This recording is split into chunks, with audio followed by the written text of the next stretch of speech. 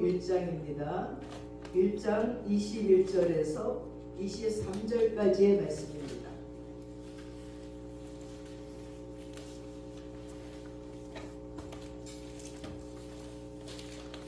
마태복음 1장 21절에서 23절까지의 말씀입니다. 우리 다 함께 합독하겠습니다. 아들을 낳으리니 이름을 예수라 하라. 이는 그가 자기 백성을 그들의 죄에서 구원할 자이심이라 하니라. 이 모든 일이 된 것은 주께서 선지자로 하신 말씀을 이루려 하심이니 이르시되 보라 처녀가 임신하여 아들을 낳을 것이요 그의 이름은 임마누엘이라 하리라 하셨으니 이를 번역한즉 하나님이 우리와 함께 계시다 하니라. 아멘. 네, 오늘은 예수님 생일날 케이크를 드리겠습니다. 케이크를 들고 오십시오.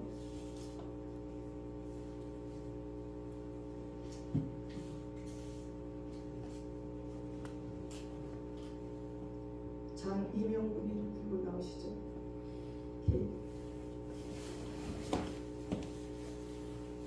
케이크 들고 나올 적에 생일 축하 여기 노래하겠습니다. 생일 축하합니다. 생일 축하합니다. 가운데 오셔야죠. 사랑하는 예수님 생일 축하합니다. 생일 축하합니다. 생일 축하합니다. 사랑하는 예수님 생일 축하합니다. 자, 다 함께 메리 크리스마스. 메리 크리스마스. 예수님의 생일을 축하합니다. 네, 오늘은 예수님의 이름이 임마누엘임에 대해서 함께 은혜를 받고자 합니다. 지난 주간에 이스라엘에서 예언자매가 기원예고에 합격을 하고 이제 바이올린을 사야 돼요. 바이올린이 그렇게 비싸더군요. 보통 꽤 3,500쯤 된대요. 그래서 이제 친구들과 가서 이제 바이올린을 사는데 이 중학교 3학년 이제 고등학교 1학년 올라가는 애가 바이올린 가게에서 바이올린 가게 가격을 다 알더래. 요건 얼마, 요건 얼마, 요건 얼마. 그러니까 그 주인이 너무 놀라갖고 속일 수도 없고 아니 무슨 애가 그 바이올린 값을 다 아냐? 미리 예습하고 온 거예요. 인터넷을 뒤져서 어떤 건 얼마, 어떤 건 얼마, 어떤 건 적절한 가격을 다 알아가지고 한 3,000만 원이 넘는 걸 이제 월급으로 샀대요. 가격을 아니까 그 가격에 맞는 바이올린이 어떤 건지를 알아보고 아주 적절한 가격에 샀대라고 막 그 가게 주인들이 혀를 내두르고 놀래고 따라간 식구들도 너무 놀래가지고 이야 이게 무슨 어린애가 이렇게 이런 걸 다 알아보고 살까? 그냥 어린이 사주고 내하고 갖고 와야 되는데 그의 그 아주 그냥 예민하고 아주 섬세한 그 모두 고르는 모습에 다 놀랬다는 이야기를 들었습니다. 그런데 바이올린에 얽힌 이야기를 제가 한번 해보겠습니다. 어느 눈보라가 치는 추운 겨울 저녁이었는데 영국 런던 시내의 한 악기점에 아주 남루한 옷차림의 한 젊은이가 들어서는데 그의 손에는 바이올린 하나가 들려있는 거예요. 그리고 그것을 팔려고 내놓았습니다. 너무나 춥고 배가 고파서 빵 하나만 사 먹어도 진짜 바이올린을 넘겨주려고 하는 겁니다. 그랬더니 이 악기 주인이 겉으로 보기에 너무 낡았기 때문에 겨우 1기니 당시 한 $5쯤을 주고 그 바이올린을 샀어요. 그리고 악기점 주인은 젊은이가 간 뒤에 이걸 좀 닦아가지고 다른 사람에게 팔려고 조심스럽게 바이올린을 닦기 시작했어요. 근데 이 바이올린 한 구석에 이런 문구가 적혀있는 것을 발견했습니다. 안토니오 스트라우디바리 1704년 그 바이올린은 300년 전에 제작된 것이에요. 그리고 그동안 이 물건이 행방불명이 돼서 찾을 수가 없었어요. 이 바이올린은 값으로 따질 수 없는 아주 귀한 거였어요. 그건 아무리 못 받아도 그 당시에 100만 불의 가치가 나가는 거였어요. 100만 불이면 우리나라 돈으로 14억 6천만 원 되는 가격이었어요. 이 주인은 너무 놀라서 막 뛰어가서 청년을 부르려고 갔더니 이미 사라져버리고 없는 거예요. 너무 귀한 바이올린을 $5에 사다니 돈을 좀 더 줘야 되겠다고 쫓아나갔는데 청년은 사라지고 없었어요. 2011년에 공식적으로 경매에 팔린 이 스트라우디 바리 바이올린의 가격은요 1,590만 달러예요. 우리나라 돈으로 232억 1,400만 원 되는 돈을 그 바이올린을 $5에 팔아보는 거예요. 이 악기전 주인은 너무 안타까우니까 돈을 더 많이 지불하려고 가봤지만 젊은이의 행방을 찾을 수가 없었다는 겁니다. 이 젊은이는 추위와 배고픔 때문에 그 귀한 것을 단돈 $5에 처리해버리고 말았던 것입니다.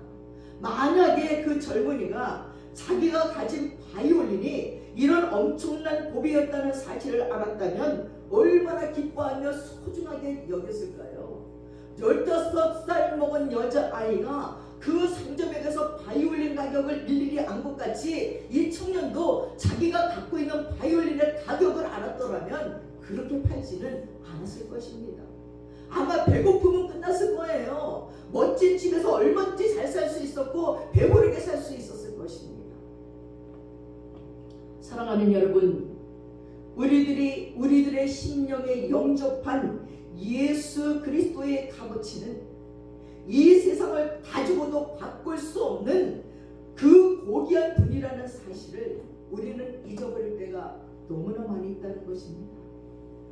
예수님을 구주로 영접한 우리들의 생이 얼마나 고귀한 존재인지 알지 못할 때가 너무나 많다는 것입니다. 사랑하는 여러분, 왜 예수님이 탄생하시던 날 밤 들판에서 밤에 자기 양떼를 지키는 목자들에게 천군 천사가 나타나서 내가 온 백성에게 미칠 큰 기쁨에 좋은 소식을 너희에게 전한다고 말을 했겠습니까? 그것은 바로 이 한 아기의 탄생으로 마귀의 세력은 결박당합니다. 사망의 그늘에서 있던 자들이 생명의 빛으로 나오는 새 역사가 시작되기 때문이었습니다. 온 세상의 불을 다 얻어도 해결할 수 없는 죽음의 문제를 하나님께서 예수님께서 해결했기 때문입니다.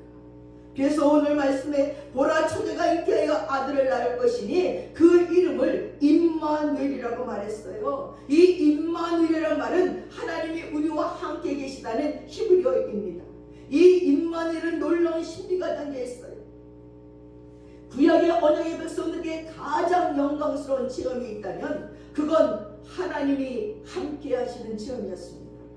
물론 하나님은 언제나 우리와 함께 하시잖아요. 그럴 수 있습니다. 그러나 평범하게 우리와 함께 하시는 것이 아니에요. 정말 하나님이 나에게 함께 하신다는 것을 체험한다면 우리 그렇게 말할 수 없어요. 세상에 정말 그 놀라운 영광의 하나님이 나와 함께 하시다니 이런 영광스러움이 어디 있을까 하고 우리는 놀랄 수밖에 없습니다. 이것이 바로 임마누엘의 놀라운 신비입니다. 오늘은 이 임마누엘의 신비를 살펴보면서 은혜 받을 수 있기를 주님의 이름으로 축원드립니다. 첫째, 예수님은 베들레헴 말구에 태어나심으로 인생고에 대해 임마누엘 하셨습니다. 누가복음 2장 10절과 12절에 보니까 밤에 자기 양떼를 지키는 목자들에게 천사가 나타났어요. 천사가 이르되 무서워하지 마라. 보라, 내가 온 동네에 미칠 큰 기쁨의 좋은 소식을 너희에게 전하노라. 오늘날 다윗의 동네에 너희를 위해서 구주가 나셨으니 곧 그리스도시니라. 너희가 가서 강보에 쌓여 구유에 누인 아기를 보리니 바로 이것이 너희에게 표적이라고 얘기를 했습니다. 천사가 인류의 구세주의 탄생 소식을 전하면서 그 표적으로 말 구유에 누인 아기를 말씀했어요. 예수님은 근본이 전능하신 하나님 평강의 왕이십니다. 그분이 이 땅에 오실 때 왜 냄새나는 말구유를 택했겠습니까? 예수님은 우리 인생의 짐을 지시기 위해 친히 낮아지시고 하늘 보좌에서 온 인류의 발 밑으로 떨어지기로 작정하신 거예요. 그래서 빌립보서 2장 6절 8절에 보면 그는 근본 하나님의 본체시나 하나님과 동등됨으로 취할 것으로 여기지 아니하시고 오히려 자기를 비워 종의 형체를 가져 사람들 같이 되었고 사람의 모양으로 나타나셨음에 자기를 낮추시고 죽기까지 복종하셨으니 곧 십자가에서 죽으심이라고 했습니다. 그렇습니다. 임마누엘은 모든 인생들에 대한 임마누엘입니다. 예수님은 지구라는 여간방에 잠시 머물러 있는 나그네들 같은 인생들을 찾아왔어요. 일생을 죄에 매여 죽음의 종노릇하며 살기 위해 인생을 허덕이는 고달픈 인생들을 찾아왔습니다. 그리고 그 죄짐, 그 질병의 짐, 인생의 짐을 해결해 주시려고 이 땅에 오셨습니다. 그래서 일생의 무거운 짐을 지고 허덕이는 우리를 향해서 수고하고 무거운 짐진 자들아 다 내게로 오라, 내가 너희를 쉬게 할 것이라고 말씀하셨던 것입니다. 저는 엊그제 아주 귀한 기부인 두 분을 만났습니다. 그분과 영적인 교제를 하면서 엄청난 도전을 받았어요. 근데 한 분이 너무 멋있어요. 거의 80이 다 돼가는데 카키색 베르무에다 카키색 코트를 입고 앞서버려서 무슨 모델 같아요.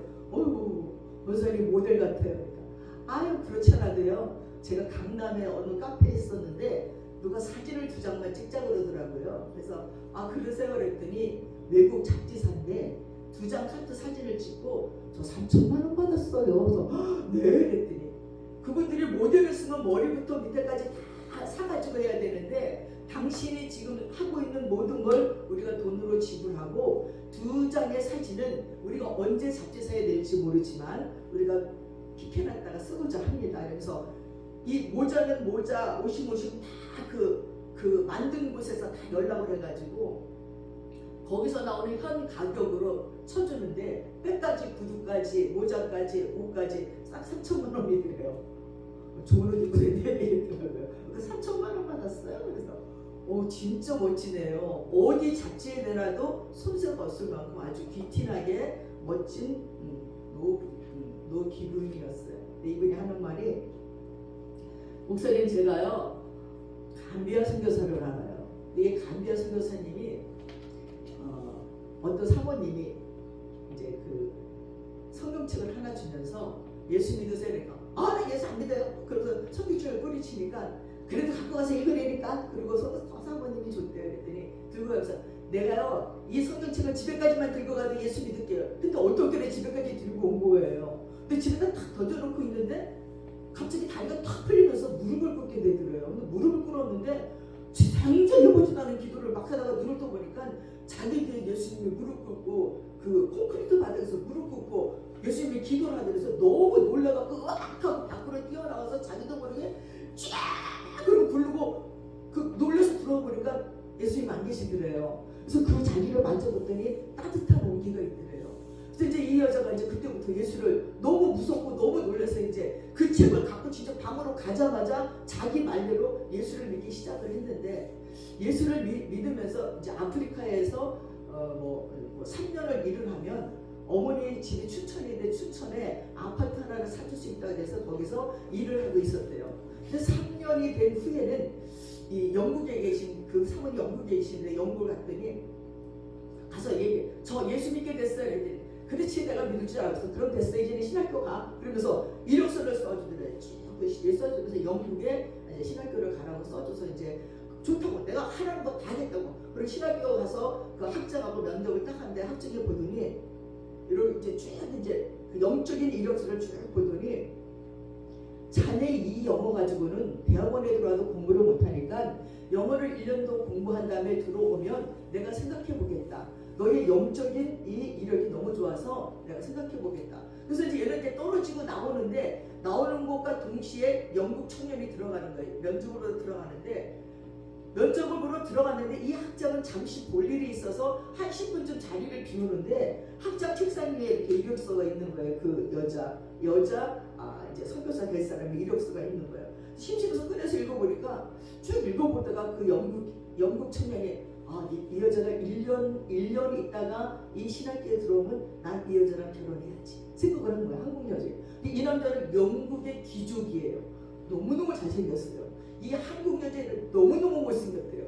한국 사람들이 보면 저렇게 못생겼을까 할 정도 못생겼는데 그 사람 눈에 그 여자가 너무 이쁘게 보이는 거예요. 그리고 1년이 있다가 이 여자가 들어왔어요. 근데 학장이 여전히 영어 실력은 부족하지만 네 영적인 그 이력이 너무 좋아서 내가 너를 뽑겠다. 그리고 들어간 거예요. 그래서 입학을 딱 했는데 입학하는 첫날 웬 영국의 잘생긴 남자가 딱 오더니 자기 엄마 다이아몬드를 갖고 와서 프로포즈를 하더래. 그래서 자기가 그래서 허락했다니까 또 우리 또 그렇게 못생겨가지고 튕겼대. 한번 튕겼더니 3개월을 튕기고 허락을 했대요. 결혼을 했는데 이 영국 남자는 이 여자가 그렇게 이쁘대. 자기들이 막 깔깔대고 야 아주 예수님들이 눈이 뒤집혔구나. 야 저 여자가 어떻게 이쁘냐. 한국에서 제일 못생긴 여자라고. 근데 그 영국 신사 눈에는 너무너무 잘생긴 거예요. 그리고 둘이서 감비아 선교사로 일을 하는데 이 영국 귀족 남자 내가 좀 잘 샀네요. 그래서 엄마 귀중품들을 한 보따리를 갖다가 이 여자 선교사에게 준 거예요. 그러니까 가가지고 야 이거 팔아먹으면 안 되네. 그러니까 팔아서 입에 넣어야지 소금도 넣어야 짜지. 그랬더니 시어머니가 계시는 동안에 못 팔아요. 그러더래. 그래서 선교사가 된 이야기를 하는 거예요. 그 이야기를 들으면서 이 못생기고 가난하고 아무것도 없는 이 여인이지만 예수 그리스도를 만나고 나서 그의 인생이 펼쳐지고 이 영국 남자는 세상에서 최고로 자기 아내를 사랑하고 얼마나 그 아내를 섬기는지 모른다는 거예요. 그리고 이 여인은 그 선교사로서 둘이서 얼마나 그 감비아에서 신바람 나게 선교하면서 일하는지 모른다는 이야기를 들으면서 야 정말 하나님의 은혜는 놀랍다. 그 영광스러운 하나님을 칭송하면 인생이 바뀌어요. 못생긴 것도 이쁘게 보이고요. 가난한 것도 부여하게 되고요. 우리가 갈 길을 몰라 방황해도 그 길을 인도해 주신다는 거예요. 그러니 임마누엘이신 하나님이 우리와 함께 계시면요. 문제될 게 아무것도 없다는 거예요.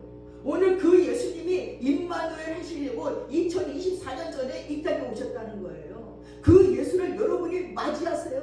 임마누엘 하세요. 그럼 우리들의 인생의 팔자가 다 고쳐지는 것입니다.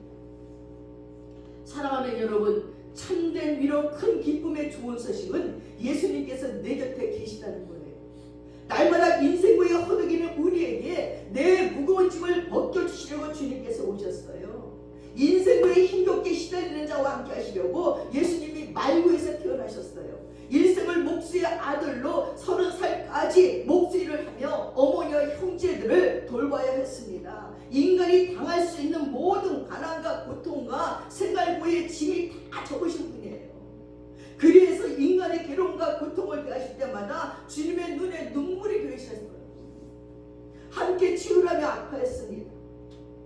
마가복음일증에 문둥병든 자가 주님께 와서 고쳐달라고 하시자 뭐라고 그랬습니까? 불쌍히 계셨다고 말했습니다. 애간장이 끊어지는 아픔을 함께 느꼈다는 것입니다. 그리고 손을 대어 얼음 만지시면서 고쳐주셨어요. 이 예수님을 우리가 만나면 우리의 모든 인생고의 짐이 해결할 뿐만 아니라 이런 고통의 짐을 지고 있는 인생들의 짐을 함께 져주는 위로의 사람이 될 수 있는 것입니다. 사랑하는 여러분, 오늘 우리의 예배가 갈릴리 바닷가에서 병든 자, 소외당한 자, 세리와 죄인들의 친구였던 위로자 예수님과 함께 하는 예배가 되시기를 주님의 이름으로 축원합니다. 두 번째, 예수님은 십자가의 죽으심으로 죄인들에게 임마누엘 하셨어요. 마태복음 16장 21절에 보니까 이때부터 예수 그리스도께서 자기가 예루살렘에 올라가 장로들과 대제사장들과 서기관들에게 많은 고난을 받고 죽임을 당하고 제3일에 살아나야 할 것을 제자들에게 비로소 가르치니라 했습니다. 첫 번 성탄절에 말구에 나신 예수님의 승리는 십자가에서 완성이 됐어요. 주님은 십자가에서 죽으시기 위해서 왔어요. 예수님은 길거리에서 태어나셔서 길거리에서 죽으셨어요. 십자가를 향하시던 주님은 요한복음 18장 37절에 내가 이를 위해서 났으며 이를 위해서 세상에 왔노라. 인자가 온 것은 많은 사람의 괴속물로 주기 위해 왔노라고 말씀했어요. 이것이 임마누엘의 두 번째 이유입니다. 요한복음 10장 15절에 아버지께서 나를 아시고 내가 아버지를 아는 것 같이 나는 양을 위하여 목숨을 버리노라 라고 하셨습니다. 그렇습니다. 여러분, 이 대속의 죽음은 임마누엘 하셨어요. 주님의 성탄은 십자가를 떠나서는 생각할 수 없습니다. 로마서 5장 8절에 우리가 아직 죄인 되었을 적에 그리스도께서 우리를 위하여 죽으심으로 하나님께서 우리에게 대한 자기의 사랑을 확증하셨느니라고 했습니다. 그렇습니다. 여러분, 말 위에 놓인 아기 예수님은 하나님의 사랑이 죄인들을 향해 찾아오신 구체적인 행동이라는 거예요. 말 구유에서 십자가까지 바로 하나님께서 우리를 향한 사랑의 표현이라는 것입니다.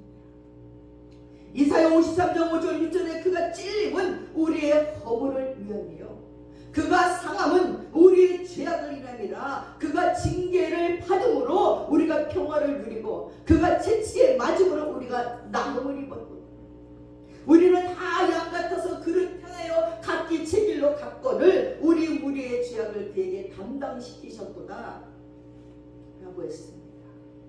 고린도전서 1장 18절에는 십자가의 도가 멸망하는 자들에게는 미련한 것이요 구원을 얻은 우리에게는 하나님의 능력이라고 말했어요. 하나님의 사랑이 십자가의 갈보리에서 나타났어요. 죄인된 나를 구하시려고 십자가를 지시고 예수님은 임마누엘 했습니다. 지금도 내가 죄인이라고, 내가 죄인 중에 개수라고 가슴을 치는 상한 심령들에게는 내 죄를 씻을 길을 갈보리 십자가밖에 없다고 눈물 흘리는 성도들에게 주님은 임마누엘의 은총을 베풀어 주실 줄을 믿습니다. 한 젊은 미국 청년이 오사카에서 나가사키를 향하는 배를 타고 가고 있었어요. 이 청년은 미국에서 대학을 졸업한 후에 신학을 마치고 일본 선교사가 되기 위해서 훈련을 받고 이제 꿈의 부표로 임지로 부임하는 중이었어요. 근데 자기가 만나서 구원할 영혼을 위해서 기도하면서 그 숙소에 들어갔는데 그 밤에 비가 몹시도 쏟아졌어요. 이 잠자리에 든 청년이 갑자기 배가 막 기울어진다는 것을 느끼면서 급히 자신의 구명대를 메고 갑판으로 올라갔어요. 배가 심한 폭풍으로 기울어지면서 이제 침몰하고 있는 거예요. 근데 이 청년 앞에 웬 할머니가 호적거리고 막 있는 거예요. 이 구명대는 1등 선실에 있는 사람들에게는 배당된 것이기 때문에 일반 선실에 있는 사람들은 구명대가 없어서 이 할머니가 지금 빠져 죽어가고 있는 거예요. 그래서 이 청년은 바로 자기의 구명대를 벗어서 할머니에게 입혔습니다. 그리고 임지에서 처음이자 마지막 설교를 할머니에게 하는 거예요. 할머니, 나중에 부출이 되시면 다른 사람에게 이 말을 하세요. 내가 할머니 대신 죽고 내 생명을 할머니에게 드린 것처럼 하나님은 사람의 몸으로 이 땅에 태어나셔서 모든 사람을 위해서 십자가에 달려 죽으셨어요. 바로 그 이름이 예수예요. 이 사실을 믿으면 구원을 얻고 영원히 살게 되는 거예요. 이런 말을 마친 후에 청년은 바닷속으로 사라졌습니다. 그 이후 할머니는 구출이 됐어요. 그 뒤로 할머니는 일본 방방곡곡을 다니면서 사람들을 만나면 얘기하는 거예요. 나는 예수가 누군지 몰랐습니다. 근데 나다시 죽은 그 청년이 이 이야기가 바로 그분이 내 죄를 대신해서 그 청년처럼 죽었다고 말했습니다. 그리고 이 얘기를 할 때마다 할머니는 울었습니다. 그 할머니는 죽는 날까지 전국 방방곡곡을 다니면서 예수님의 사랑을 전했다고 합니다. 사랑하는 여러분, 십자가에서 죽으시려고 우리의 모든 죄를 매속하시려고 임마누엘 되신 예수님을 이 시간 가슴에 영접하고 일어나셔서 주님의 이름을 축원하시는 분들입니다. 이 예수가 을에 있는 예수, 아무 곳에나 있는 예수, 값어치 없는 예수가 아니에요. 여러분, 이 예수가 여러분의 전 인생을 이끌어가고 여러분을 영생으로 이끌어가고 여러분을 죄에서 구원하시고 허덕이는 인생구에서 구원하시는 그 예수이신 줄 알고 영접하시는 여러분들 되시길 바랍니다. 세 번째, 번째, 예수님은 부활하심으로 영원한 임마누엘이 되십니다. 요한복음 11장 25절에 예수께서 가라사대 나는 부활이요 생명이니 나를 믿는 자는 죽어도 살겠고 무를 살아서 나를 믿는 자는 영원히 죽지 아니하니 이것을 네가 믿느냐 하고 부활의 주님은 영원한 임마누엘을 우리에게 약속했어요. 예수님께서 십자가에서 죽으시고 부활하지 못하셨다면 영원한 임마누엘이 될 수가 없었을 거예요. 그러나 예수 그리스도는 살아나셨습니다. 예수 그리스도는 어제나 오늘이나 영원토록 동일하십니다. 이 예수 그리스도께서 내 심령에 오시면 영원한 임마누엘이 되는 거예요. 고린도전서 15장 10절에 그러나 이제 그리스도께서 죽은 자 가운데서 다시 살아 잠자는 자들의 첫 열매가 되셨다. 주님의 부활은 장차 우리 부활의 첫 열매. 예수 그리스도께서 재림하실 때 우리는 영원한 임마누엘이 성취되는 것입니다. 데살로니가전서 4장 16절 18절에 주께서 후령과 천사장의 소리와 하나님의 나팔로 친히 하늘로 쫓아 강림하시리니 그리스도 안에서 죽은 자들이 먼저 일어나고 그에 우리 살아남은 자들도 저들과 함께 구름 속으로 끌려 올라가 공중에서 주를 영접하게 하시니 그리하여 우리가 항상 주와 함께 있으리라. 그러므로 이 여러분은 서로 위로하는 것입니다. 사랑하는 여러분, 그렇습니다. 그날 예수 그리스도께서 만왕의 왕으로 재림하고 그리스도 안에서 죽은 자들과 잠자는 자들은 다 부활할 거예요. 주님의 호령 소리에 모두 다 일어날 것입니다. 승리의 왕, 평강의 왕이 다스리게 될 것입니다. 이것이 우리들의 진정한 위로이고 소망이라는 것입니다. 캄보디아에 가면은 부부 치과 의사가 있어요. 그리고 또 그 기부인이 얘기해 줬어요. 자기는 엄마가 6살에 돌아가셨고 6살에 돌아가 아무도 자기 편이 돼주는 사람이 없대요. 오빠들은 오빠들대로 언니들은 언니들대로 자기는 왕따이고 이거는 무슨 일이라고 구박을 받고 그래서 생각했대요. 아무도 의지할 게 없다. 나는 내가 의지해야 되겠다. 저 공부를 했어요. 그때는 중학교도 시험 보고 들어갔어요. 이하여중을 들어갔어요. 이하여를 들어갔어요. 1학년을 다니는데 친구 모두 야 우리 언제 3학년까지 공부하니 우리 검정고시 먹어가지고 그냥 대학 가자. 그래 이러고 이하여고 1학년 검정고시 가고 2대 자기는 철학과를 들어가고 그 친구는 2대 약대를 들어갔어요. 그러고 있다가 다 크리스천 학교잖아요. 이 2대 철학과를 들어간 그분도 이제 어찌어찌해서 이제 예수를 믿었어요. 그러고 이제 이 친구에게 야 예수 믿으려니까 이 친구가 야야야 나 예수는 안 믿는다. 그거 아주 너무 쌀쌀맞게 난 예수는 절대 안 믿어. 그러더래요. 그래서 제가 그래 네 말대로 그렇게 됐으면 좋겠다. 너 하는 꼬라지를 보니까 예수를 믿겠다니까. 비싼 소리 하지 마. 야 나 예수 안 믿어. 그리고 이제 난리가 났대요. 그리고 또 친구 의사랑 결혼을 한 거예요. 근데 난 예수는 절대로 안 믿어. 근데 자기가 보기엔 너무 얄미워가지고 아유 꼬라지를 보니까 그냥 금방 예수 믿겠다 막 되게 번쩍번쩍 뛰더래요. 근데 그러고 나서 얼마 안 있다가 예수를 믿게 되는데 이 남편은 또 예수를 절대 안 믿는다 그러는 거예요. 그래서 자기가 그랬대 어디 안 믿나 보자. 근데 어떤 일이 벌어졌냐면 이들이 미국에 가서 이제 아들이 미국에 가서 대학을 들어갔다 그래서 대학 들어가는 줄 알고 등록금을 다 준 거예요. 근데 이 아들이 뻥인 거야. 대학도 안 들어가고 아버지 돈을 다 받아서 그들가 노는 거예요. 이게 들통이 나는 거예요. 지금 이놈 아시냐 죽여버리다 막 그러니까 이제 아들이 도망을 가는 거예요. 도망가는 토론토 이제 거기서 자기가 이제 아빠 지금만 더 혼날 것 같아서 200불을 줬대. 200불을 주고 200불만 갖고 도망친 게 아니라 이게 아버지 돈을 또 망쳐놓고 도망을 가가지고 그때부터 12년 동안 만난 거예요. 행방불명. 아무리 찾아도 찾을 수가 없어. 아들이 3년째 안 들어오니까 이 아버지가 절대 예수 안 믿다더니 자기 스스로 엉금엉금 벌벌 기면서 교회로 들어오더래.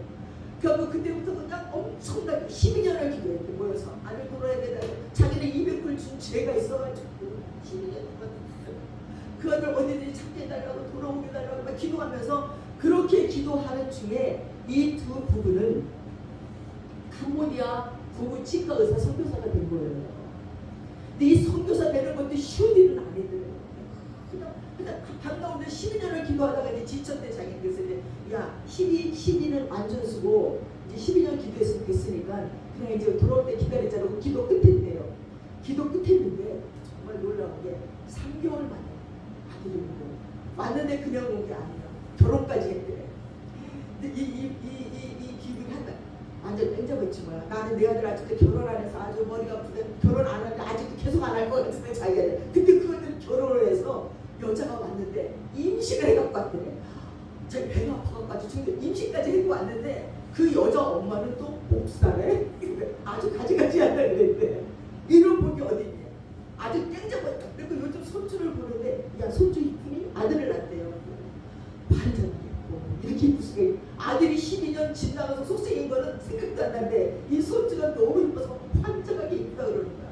근데 이 집이 잘 사는 집이야.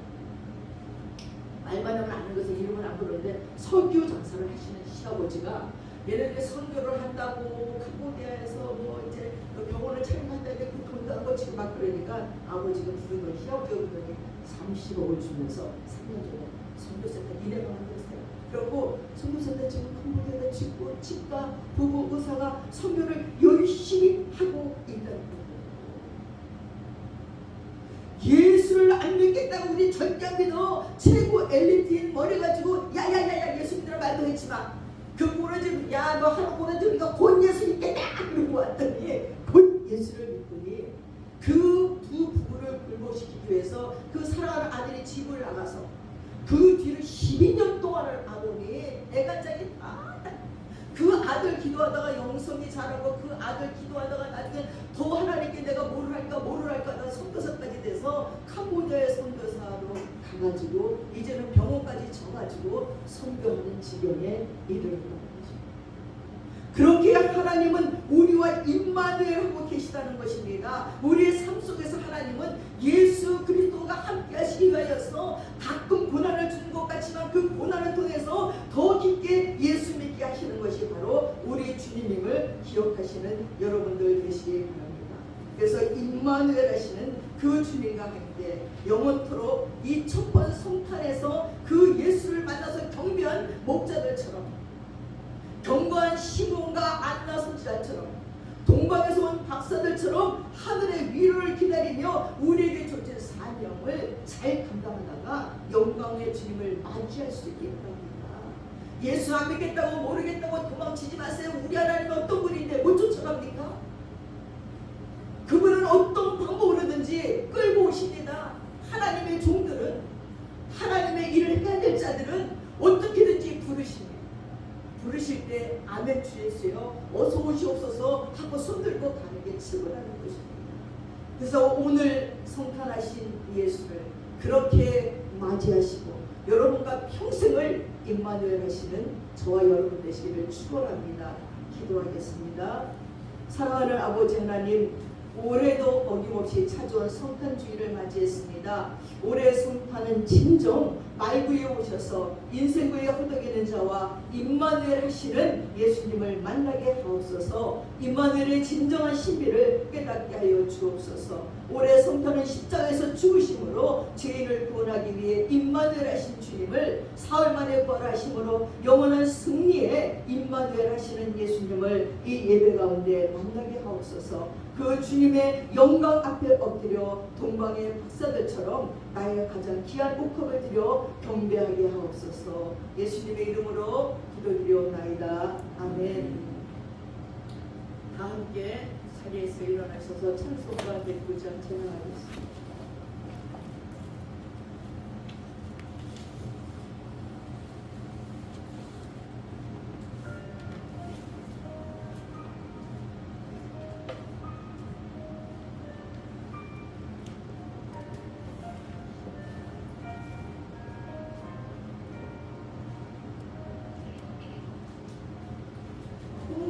고요한 밤 거룩한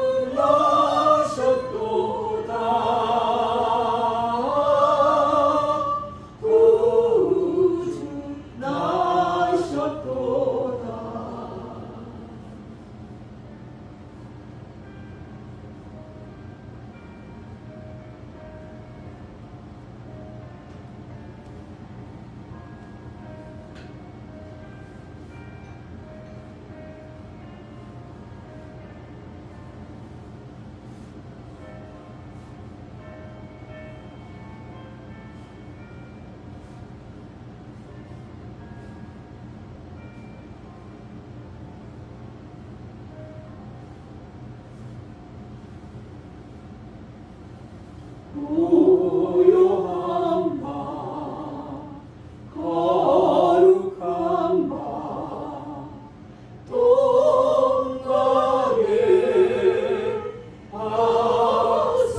박사들 너를 보고 찾아와 굴어 경배 드렸네.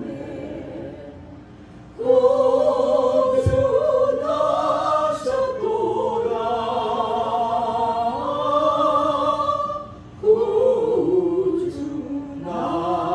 구주나셨도다 고요한 밤 거룩한 밤 주 예수 나신 밤 그의 얼굴 강체가 세상 빛이 되었네.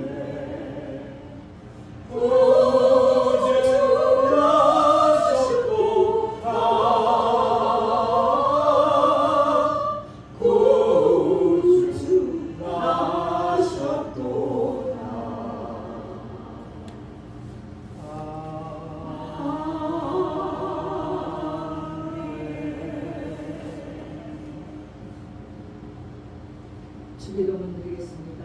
하늘에 계신 우리 아버지, 아버지의 이름을 거룩하게 하시며 아버지의 나라가 오게 하시며 아버지의 뜻이 하늘에서와 같이 땅에서도 이루어지게 하소서. 오늘 우리에게 일용할 양식을 주시고 우리가 우리에게 잘못한 사람을 용서해 준 것 같이 우리 죄를 용서하여 주시고 우리를 시험에 빠지지 않게 하시고 악에서 구하소서. 나라와 권세와 영광이 영원히 아버지의 것입니다.